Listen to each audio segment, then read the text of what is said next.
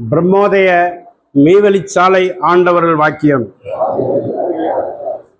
இறைவன் என்ன பாடுபட்டு என்ன யுக்தி பண்ணி ஒரு பூவை படைத்திருப்பான். அப்படி படைத்தது எதற்காக? சபையோர் மக்கள் முகர்வதற்காக. ஆண்டவர்கள் இவன் முகராவிட்டால் என்ன, இவன்தான் நாட்டம் பிடித்த பயலாச்சே, அதை பற்றி அப்புறம் பேசுவோம். செவிக்கு உணவு எது? செவி உணவின் பலன் என்ன? சபையோர் தெரியவில்லை. ஆண்டவர்கள் வாயு உணவு இந்த அனித்திய உடலை வளர்ப்பதற்காக என்று யாவற்றிலாலும் அறிவார்கள். ஆனால் செவி உணவு எது, அது எதற்காக தரப்பட்டது என்பதுதான் எவருக்கும் எட்டவில்லை. நித்திய தேகம் எடுத்து வாழ்வதுதான் செவி உணவின் பலன் என்று இந்த அயல உலகத்திற்கும் அறிவிக்கவே நாம் வந்துள்ளோம்.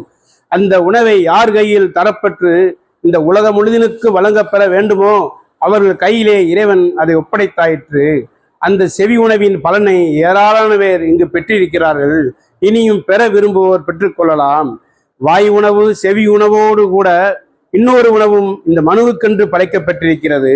இறைவன் உன்னை படைக்கவென்று உன் தாயினுடைய கருப்பறையில் ஒரு நாள் உன்னை கொண்டு போய் சேர்த்தான் அல்லவா? அப்போதே உன்னுடைய வயது வானாளாகிய பொக்கிஷத்தை உன் சுவாசத்திலே வைத்து படைத்தான். அந்த சுவாசத்திற்கு வேண்டிய உணவை தான் இந்த புவியிலே வைத்து படைத்தான். அதுதான் உன் ஜீவ உணவு. ஆகவே மனத்துடன் பூவை படைத்தது உன் ஜீவ வளர்வு வாழ்வுக்கே அன்றி வெறுமே மோப்பம் பிடிப்பதற்கல்ல என்று தெரிகிறதா? இப்படி வாயு உணவென்றும் செவி உணவென்றும் ஜீவ உணவென்றும் உன் மேம்பாட்டுக்கென்றே நீ கேட்காமலேயே இறைவன் படைத்தானே, அந்த கடனை நீ எப்போது கட்டுவாய்? இதைத்தான் திருவள்ளுவர் நாயனார் அவர்களும் செய்யாமல் செய்த உதவிக்கு வையகமும் வானகமும் மாற்றலது என்றார்கள். 100 ரூபாய் காசுக்கு படாத பாடுபட்டு அல்லும் பகலும் மாடாக உழைத்து உன்னுடைய தூளத்தை வளர்க்கிறாயே, அப்படி வளர்த்த உன் தூளம் இப்போது என்ன விலை பெறும்? நிர்ணயிக்க முடியாத கிரயம் பெறும். ஆனால் உன் ஜீவன் போனபின் அது என்ன விலை பெறும்? ஒரு காசுக்கு கூட ஆகாத சமமாகிவிடும். அப்படி ஆகாதபடி உன்னுடைய தூளக்கருவிகள் அனைத்தையும் பாதுகாத்து அவற்றை அளவு கடந்த விலை மதிப்புடையவனாக வைத்திருக்கின்ற உன் ஜீவனை சதா வளர்க்கின்ற அந்த பாட்டுக்கு இறைவனுக்கு நீ என்ன கைமாறு செய்வாய்? அந்த நன்றியே எட்டா பெருங்கடனாக இருக்கும் போது உனக்கு நித்திய தேகத்தை அளக்கின்ற பெருங்கண்ணை செயலுக்கு காணிக்கையாக உன் தலையே வெட்டி சமர்ப்பித்தாலும் அதற்கு ஈடாகுமா? அந்த நித்திய பொருள் என் கைக்கு எப்படி வந்தது? அதற்காக இந்த உலக வாழ்வையே நாம் அர்ப்பணித்தோம். இவ்வுடலை அதற்காகவே தேய்த்தோம். எலும்பெல்லாம் பொடித்து சதையெல்லாம் பீத்து கொடுத்தோம். அனித்தியன் எம்மை ஏழை என்று ஏளனம் செய்தான். அதை நாம் ஒரு சிறிதும் பொருட்படுத்தவில்லை. அதனால் எமக்கு அணுவளவும் கூட நஷ்டமில்லை. எல்லா வகையிலும் எவரும் பெற முடியாத நித்திய லாபகர பெருவாழ்வு எம் கையில் கெட்டியது. அதோடு எல்லோரும் எமன் கையடக்கம். அந்த எமன் எம் கையடக்கம் என்று யாரும் பெற முடியாத வல்லவும் நம் கையில் ஆச்சது. இன்னும் உலகத்துள்ள விலை மதிப்படங்கா மனுத்தலைகளெல்லாம் விலை கொடுத்து வாங்கும் அளப்பதற்கரிய பெரு நீதியமும் எம் கையில் இருக்கிறது. இவ்வாறாலாம் இருப்பினும் நாம் ஒரு ஆண்டிதானே. என்ன ஆண்டி? சர்வ உலகத்திற்கும் ஆண்டி, சர்வ உலகத்தையும் ஆளுகின்ற ஆண்டி. நாம் ஒருவர் இல்லை என்றால் அந்த கடுவாகிய யமன் முன் நீ என்ன செய்வாய்? அவனை அடக்கி ஆளுகின்ற சொத்து உன் கையில் என்ன இருக்கிறது? திருவள்ளுவர் நாயனாரின் இறைமொழி உனக்கு அளக்க முடியாத அகமிய தோற்றமாய் விளங்குகிறதே, அது ஏன்? ஆனால் இந்த எல்லையை வந்து அடையாத ஒருவனுக்கு அது பொருளாக, அதாவது குட்டையாக வல்லவோ இருக்கிறது. அதற்கு காரணம் அவன் வாழும் உலகம் குட்டை, நினைவும் குட்டை, அவனும் குட்டை. நீயும் முன் அந்த குட்டை ஊரில் தான் இருந்தாய். நீ இங்கு வந்து அண்டிய பிறகுதான் உன்னை எம் ஆளவாய் சூழலில் வைத்து கருவாக்கி அண்டமெல்லாம் விளங்குகின்ற மகா அற்புதமான விஸ்வரூப காட்சியில் ஏற்றி உருவாக்கி ஒரு நள்ளிரவில் தேவர்களெல்லாம் கண்டு ஐசிக்க பெற்றெடுத்தோம். அன்று முதற்கொண்டுதான் உனக்கு பெரியதை பெரிதென்று என்னவும் பேசவும் எளிதாயிற்று. அத்தகைய இந்த எல்லையில் நீ வைத்துள்ள அன்புக்கு மேற்பட்ட அன்போ, அதற்கு சமத்துவமான அன்போ வேறு எங்கேயாவது நீ வைத்திருந்தால் அந்த பக்கம்தான் கடைசி நேரத்தில் உன் திராசு இழுக்கும். அவ்வாறான தகாத இழிப்பின் காரணமாக என் கையை விட்டு நீ தவறினால் நீ ஒரு அரசனாகவே இருப்பினும் அந்த எமன்பதி எல்லையில் உன் தொண்டையில் கசப்பினால் செய்த சூட்டெறிவால் அறுத்தெறிமே. பிறகு அந்த நித்திய கொடுநிறக அவஸ்தைக்கல்லவா போய்விடுவாய். ஆகவே உனக்கு இங்கு என்ன உஜார் ஒட்டுதல் வேண்டும் என்று சாலையாண்டவர்கள் திருவாய் மலர்ந்தினார்கள்.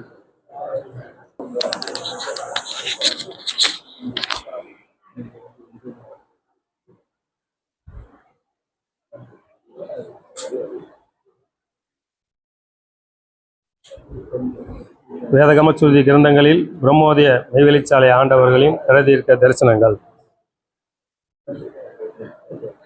திடஞான கொண்டலராம் வடலூர் வல்லபிரான் அவர்களின் தீர்க்க தரிசனம்.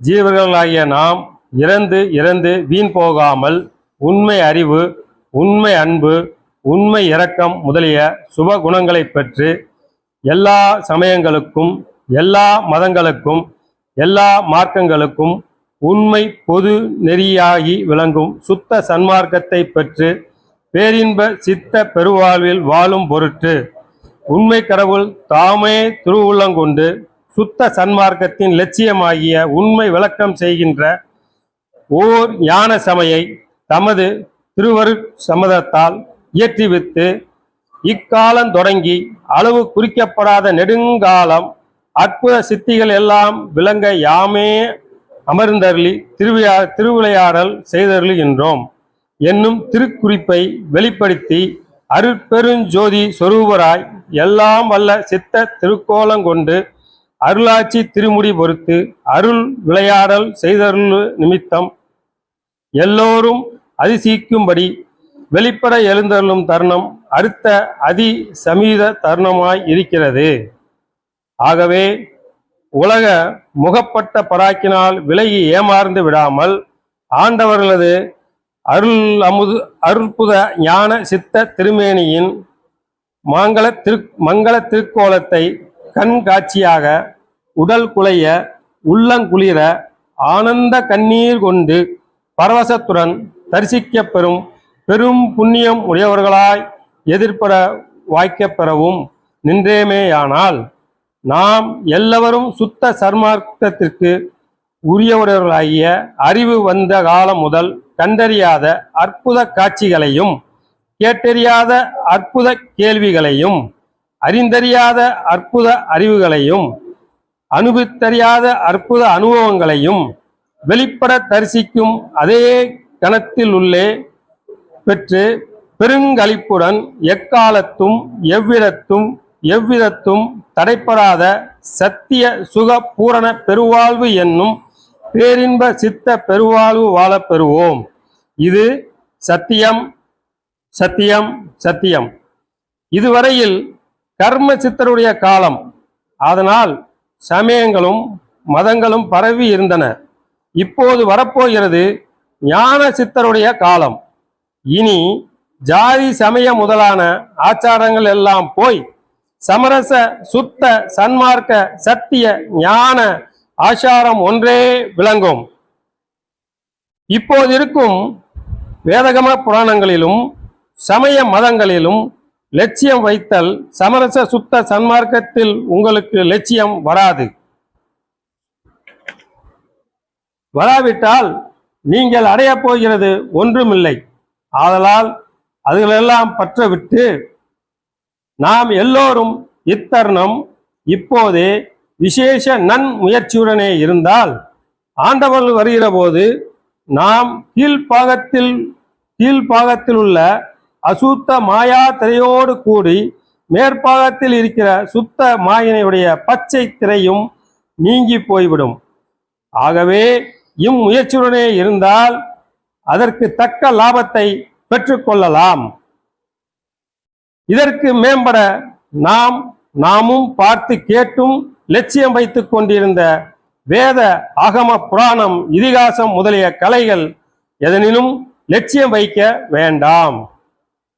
ஏனென்றால் அவைகளில் ஒன்றிலாவது குமுவுக்குரியன்னியில் தெய்வத்தை இன்னபடி என்றும் தெய்வத்தினுடைய உண்மை இன்னதென்றும் கொஞ்சமேனும் புறங்காவியை சொல்லாமல் மண்ணை போட்டு மறைத்து விட்டார்கள். அனுமாத்திரமேனும் தெரிவிக்காமல் பிண்ட லட்சணத்தை அண்டத்தில் காட்டினார்கள். யாதெனில் கைலாசபதி என்றும் வைகுண்டபதி என்றும் சத்திய லோகாபதி என்றும் பெயரிட்டு இடவாங்கனம், ஆயுத வடிவம், ரூபம் முதலியவையும் உண்மையாக இருப்பதாக சொல்லி இருக்கின்றார்கள். தெய்வத்துக்கு கைகால் இருக்குமா என்று கேட்பவர்களுக்கு பதில் சொல்ல தெரியாது விழிக்கின்றார்கள். இஃது உண்மையாக இருப்பதாகவே முன்னும் பின்னும் உள்ள பெரியோர்கள் என்று பெயரிட்டுக் கொண்டிருந்தவர்களும் உண்மை அறியாது அப்படியே கண்ணை மூடிக்கொண்டு உளறி இருக்கிறார்கள். அதனால் ஆதியிலே இதை மறைத்தவர் ஓர் வல்லவர். அவர் மறைத்ததை இதுவரைக்கும் ஒருவரும் கண்டபாடில்லை. அவர் பூட்டிய அந்த பூட்டை ஒருவரும் திறக்கவில்லை. அதை உடைக்க ஒருவரும் வரவில்லை.